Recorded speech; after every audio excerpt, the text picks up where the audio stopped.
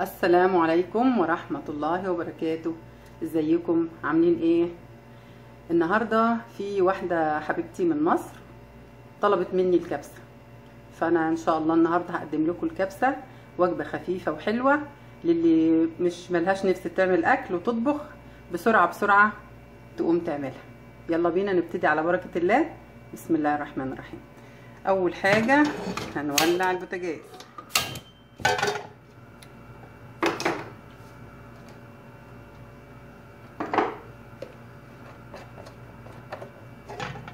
نحط زيت، نحط شوية كمان.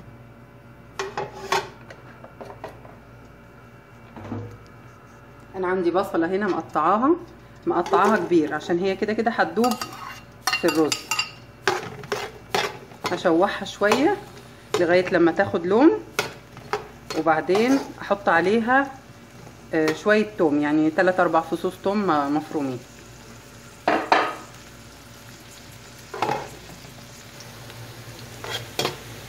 خلاص كده البصلة اتحمرت معايا، هحط الثوم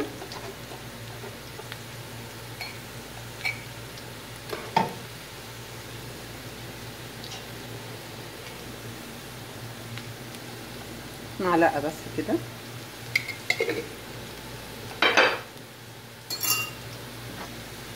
انا قبل ما ابتدي اشتغل غسلت الرز ونقعته. اول حاجة تعمليها تغسلي الرز وتنقعيه.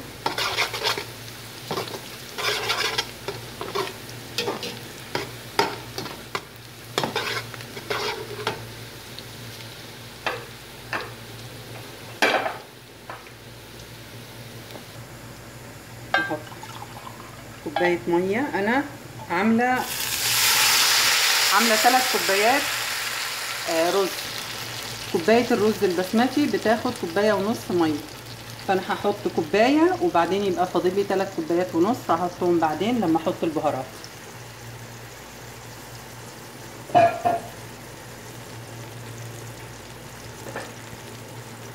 عندي هنا لو عندك طماطم حطي، انا ما عنديش طماطم هحط معجون طماطم او صلصه.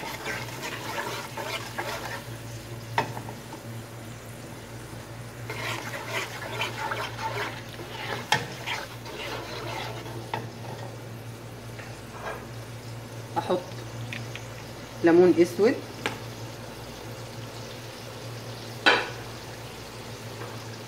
مكعبين مرق الدجاج،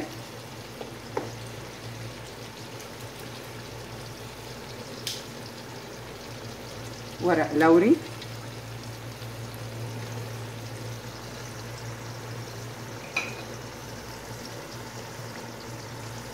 فلفل اسود معلقه صغيره،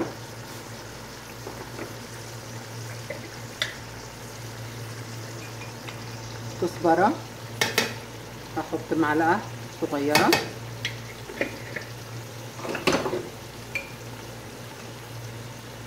قرفه لو عندك قرفه خشب ممكن، انا ما عنديش قرفه خشب، حطيت قرفه مطحونه عادي، الاثنين بتديني نفس النتيجه. زنجبيل،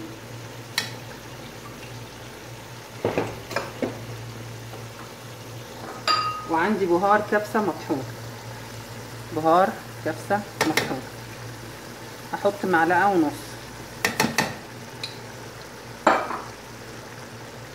وعندي صفار زعفران، لو عندك زعفران طبيعي يبقى احسن طبعا، انا هحط صفار زعفران. دي هيل مطحون او حبهان مطحون. هقلب البهارات دي مع بعضها واسيبهم يتسبكوا شويه مع بعض. لو عايزه تحطي خضار ممكن تحطي خضار معاها، ممكن تحطي بسله وجزر وبطاطس، كوسه، فاصوليا، الخضار اللي عندك وعايزه تحطيه حطيه. هتحطيه في المرحله دي. لو عندك خضار وعايزه تحطيه هتحطيه مع الصلصه وهي بتتسبك. هحط الفراخ، ممكن تعمليها بلحمه وممكن تعمليها بفراخ. لو لحمه هتسلقيها الاول نص، يعني 3/4 سلق، تبقى فاضل لها على السوا شويه صغيرين. الفراخ هتحطيها نيه زي ما هي مغسوله كده ومتقطعه، الربع على 2. هحط الفراخ اللي عندي كلها. انا كده قلبت الفراخ. هحط بقيه الميه 3 كوبايات ونص. احنا قلنا ان الرز كوبايه الرز بتاخد كوبايه ونص ميه، انا حطيت كوبايه يبقى هزود 3 كوبايات ونص لاني هعمل 3 كوبايات رز. الرز عندي مغسول ومتصفي، هفضيه.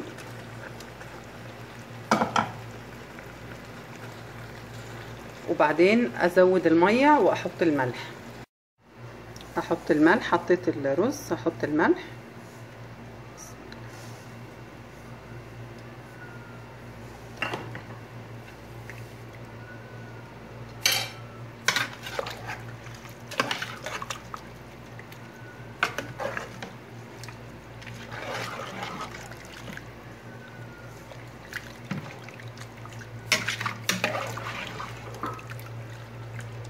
بس هغطيها، واول ما تتشرب اوطي عليها كاني بعمل رز عادي.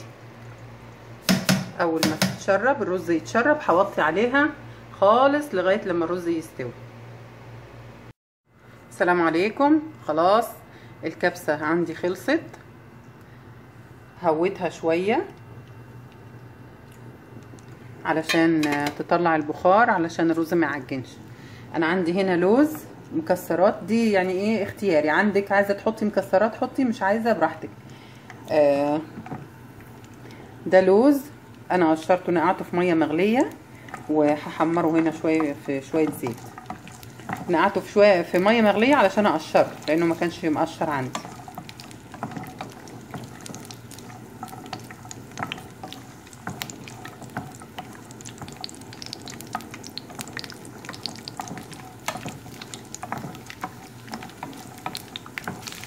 لو عندك سوداني حطي، لو عندك كاجو لوز اي مكسرات موجوده عندك وزبيب حطيها، ما عندكيش يعني دي مش خطوه اساسيه يعني في الموضوع.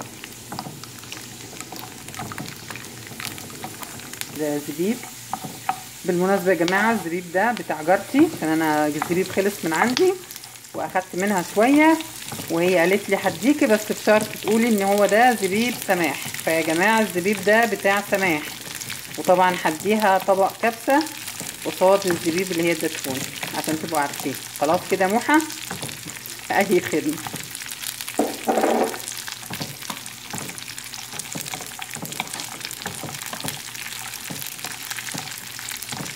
خلاص كده انا طفيت النار، خلاص كده لونه حلو قوي.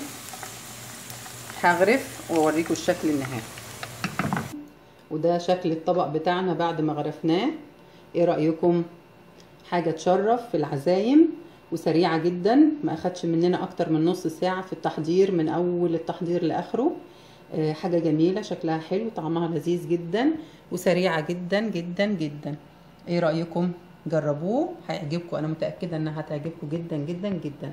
يا ريت تكتبوا لي في التعليقات لو حد جربه تكتبوا لي ايه رايكم، وما تنسوش لايك شير سبسكرايب، اشتركوا في القناه عشان ان شاء الله كل جديد يوصل لكم. سلام عليكم.